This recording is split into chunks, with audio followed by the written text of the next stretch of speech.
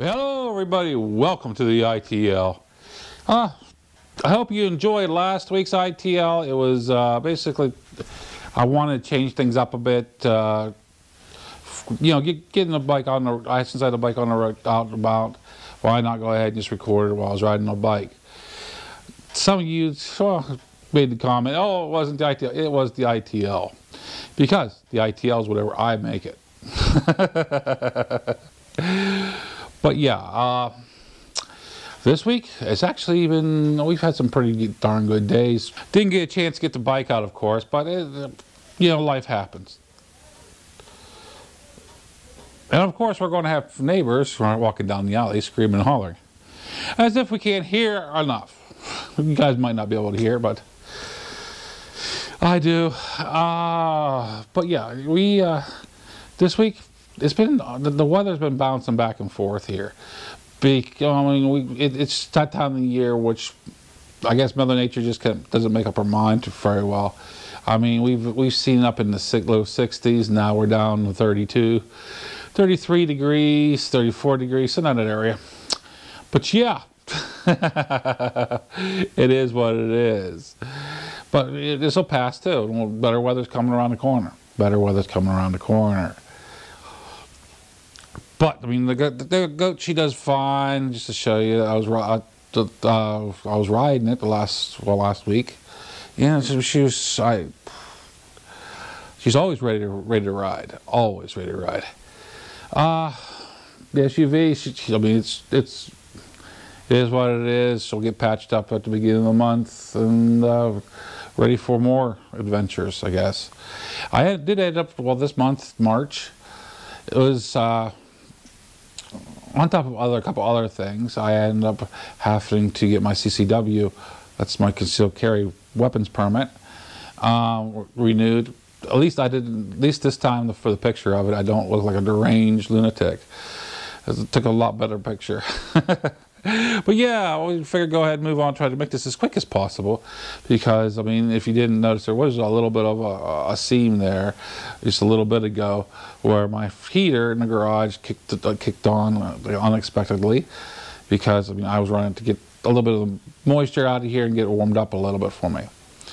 But it is what it is, and we'll move on. Trying to make this quick. Go ahead and put that in the pocket. Talk a little bit, I know these guys, some of you don't glaze over, but this is basically for Ron C a little bit. And other people too might give them some ideas. I mean, basically Ron C brought up about his basically carrying on his bike the pack for his ham radio. A lot of good information on that video. If I can find it again, I'll go ahead and link it down in the description if you guys want to take a look at it. But yeah, we're talking about the little Baofeng ham radio, which you can see I got the longer Nagoya style antenna. This is not a true Nagoya. This is a copy. But yeah, and this is, there's a little bit, if you can see it, it's a little bit different than some of the UV5Rs. That's because I have the latex cover. Well, that's not latex, it's rubber cover on it. That way it helps protect it a little bit from getting banged up and stuff. But yeah, we're going to be talking about, find a home for that, about basically my grab box, I'll call it, because it is a box and something I just grab to go on in the SUV or on a bike. And I am in the process of making it better, because I mean, yeah, remember I just got my tech license back in December, and I'm still building on this. But yeah, I'm just basically, instead of using a bag or anything that on it, I basically just use a plastic ammo case. This is actually happens to be made by Plano, but I mean, it's plastic, it's water resistant. That was one of the main things. I wanted it to be lightweight, water resistant, because I do get caught in rain sometimes. And it should be big enough for anything I need to put into this box for my ham radio at the current time. Or off the top of the bat, let's go ahead and say cordage. And that cordage can be used for different things. For one thing, hanging an antenna in a tree, cordage. This is a nylon cordage. It's not the paracord or anything, but it'll do. It'll last as long as I need it to. Paracord's a little bit more expensive than I paid for this. This is about 50 feet of it. Should do me what I need. You know, I just threw it on the floor. Pens, markers, which I use different colored markers for different things, and I have. Off the bat, I don't always keep this in there, but it's in there now from last time. This is actually my programming cable, and there is a CD in here which I don't use for the drivers. I just use Chirp, and it does just fine. Let's move on. This is my microphone, my separate. It's a microphone speaker setup. You plug into the UV500 5R. And this is the Baofeng one. This is the cheaper Baofeng one. You can get these for on Wish or whatever, pretty reasonably, really priced. They're not the best sounding, but they work. I've got a couple of these. I got one inside the house, and I got one inside the can for this purposes. For using it. Now I gotta find home for everything. Then I got just hit the floor. But then I got, well, actually, this is actually part. Since I don't have hands here, give me a second. This should be better thought out, you know. This is a USB cord, but this plugs into the charger for the battery for the UV5R. It's basically what you get is a desktop charger type thing, but the batteries fit in. But this is a base. This will plug into a USB port. Let it be, I have USB ports on the GOAT for charging, 12 volts, that's all you need. And yeah, that'll substitute for if you don't happen to have a 12 volt cigarette style, lighter style plug. This will work to get you through. And matter of fact, I've got a battery pack. It's solar powered. I don't have it in here right now. It's actually charging. But yeah, I can plug that right in there and charge a battery up on my ham radio, no problem. This is actually the headset, the microphone for my UV5R. I've got a couple of those. Only one of them's in here, of course. This is the actual wall adapter for the battery charger. And I'm digging down because this is the battery charger itself. And you just put the batteries, so just set it in there and charge. Now, I do have the actual cigarette lighter plug that goes to that battery charger. It just sticks around, staying around 12 volt cigarette lighter plug. Like I said, I'm still building on this. I've got my little short. This is the diamond antenna. They're normally, except for close range, these are pretty useless. But if I have for close range, these do work. And sometimes you want a shorter antenna on your radio, which I do have the rubber duck installed. We call it rubber duck antenna. And I know some of you are childish. Oh, he said rubber duck. Yeah, okay, I said it. But this is the stuff. This is the standard rubber duck style antenna comes with the UV5R. I threw that in there also, just in case I might need it. See what else is bag of tricks? Oh, yeah. Ron C has one of these. This is actually a battery backpack. You plugs into the back, replaces of the standard battery. This one here takes the 6 AA batteries inside, just like Ron C's. Now this one here, whenever I tried it out, the batteries tend to rattle a little bit. So what I did is I stuck a little piece of paper in the back. Then that helps hold the batteries into place and helps keep the rattle down. What else do I have here? Oh, this is my second headset. I didn't realize I had it in there. Should have had a table set up, shouldn't I? Okay, along with the pens and stuff, a little notebook. This is just a little notepad to write down notes. You never know when you're going to need notes.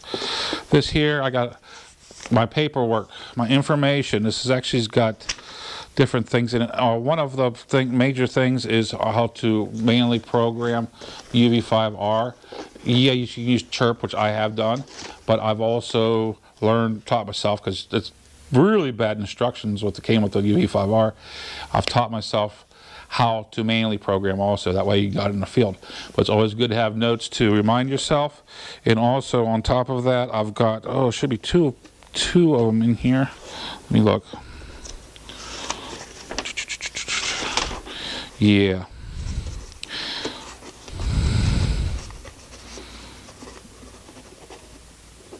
Give me a second. Okay. Okay, Ron C actually has this one printed out. It's the U.S. amateur radio bands. You can get this printed out from the internet, and this is actually good to remind you what bands you're capable of doing.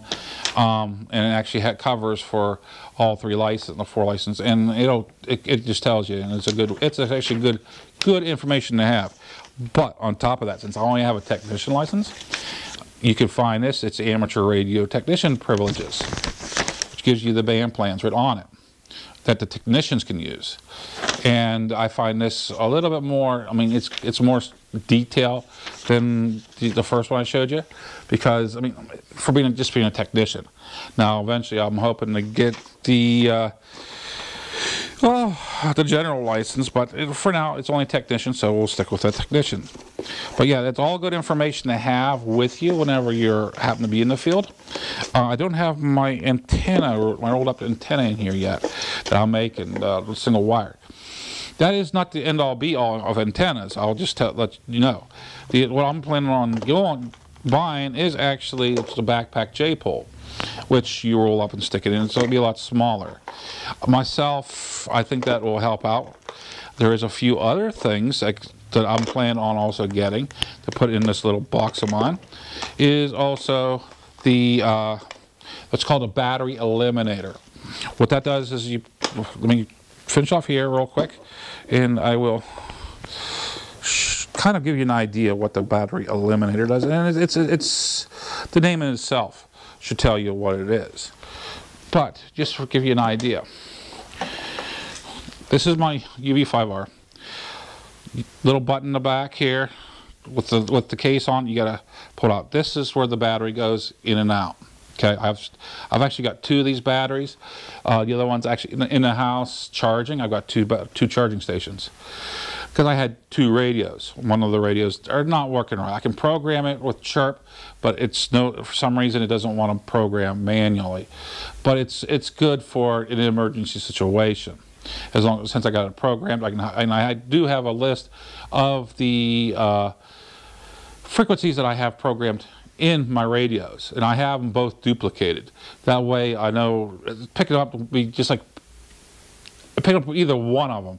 It'll be just picking up the other one, except for one you can program manually and the other one you can't.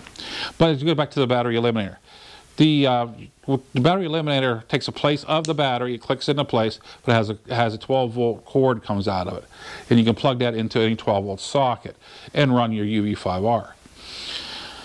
It would be better to do that especially with the SUV, and also the way I'm going to set up for the bike. That way I'll be mobile with this.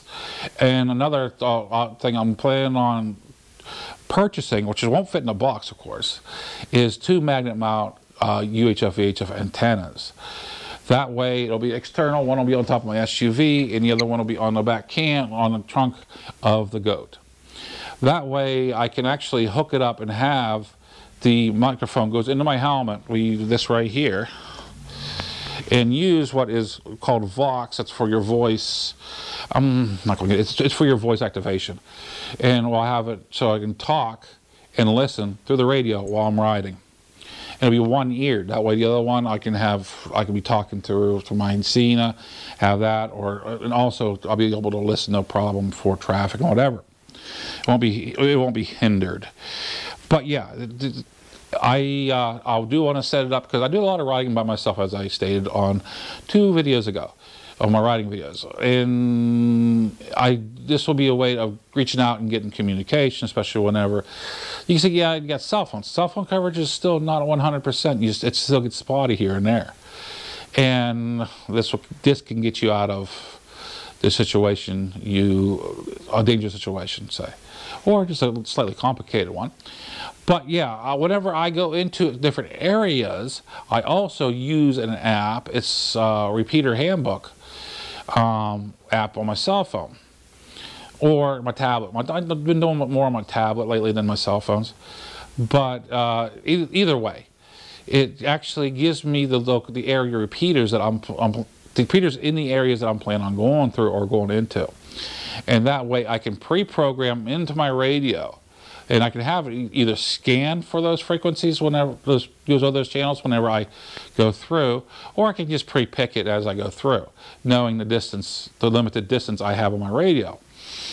Either way, don't forget also these UV5Rs do have a FM radio too, so you can always have the FM radio going. And yes, I know weather is kind of getting a weather forecast on the FM radio. It don't happen very often, but you can still listen for it. And I do like to listen to my music on top of it.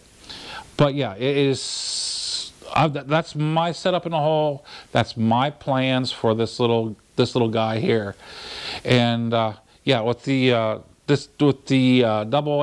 backpack, battery backpack, this little guy actually extends out about that far, so it actually gets in the hand a little better holding, even though it's not covered with the rubber cover I got. It works. It still works.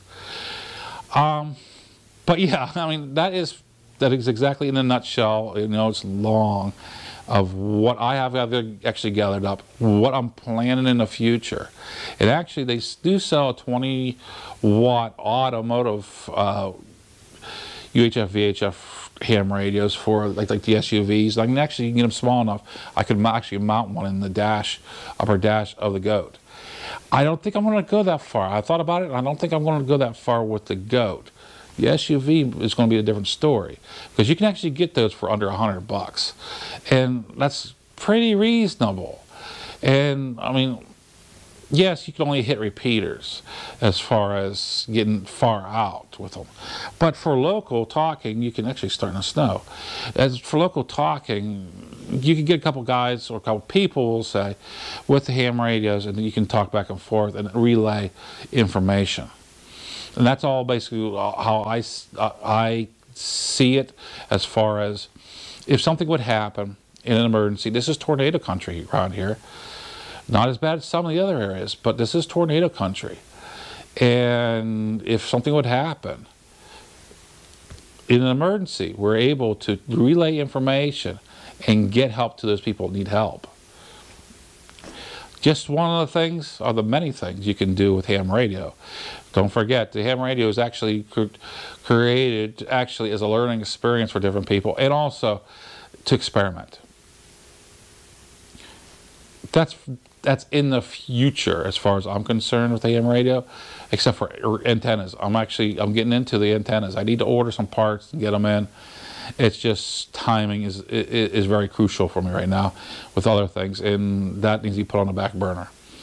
But yes, like I said, I'm experimenting with antennas. I know I'm going down tracks that's already been done, but I like to just experiment myself. It's something cheap I can do and actually do a lot of learning. But this is MuzzleMike, hoping you all have a great week. Signing out.